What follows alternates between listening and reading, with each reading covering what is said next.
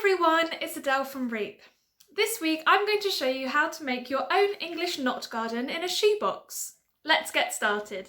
For this activity, you will need a printed copy of page 4 of the worksheet on A4 card, glue, scissors, a pencil and a range of craft materials of your choice.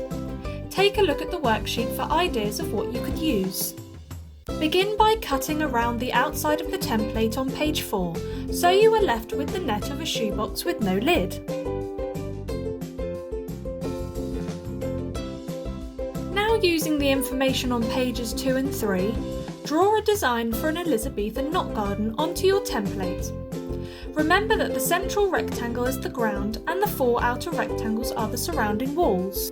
I've stuck on a piece of graph paper to help with making my design symmetrical. Once you're happy with your design, use your craft materials to decorate it. I'm using green and yellow pipe cleaners to act as the low-lying hedges, because I can weave them in and out just like the hedges of a real knot garden. I'm using tissue paper for the enclosing hedges and to make flowers in the beds.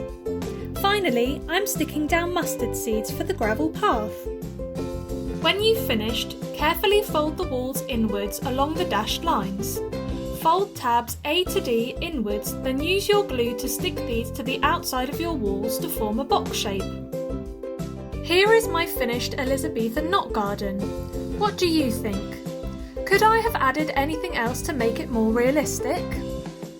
I hope you have lots of fun learning about Elizabethan knot gardens this week and enjoy making your own. Make sure to share your creations with us at REEP by tagging us on Instagram and Facebook. Bye!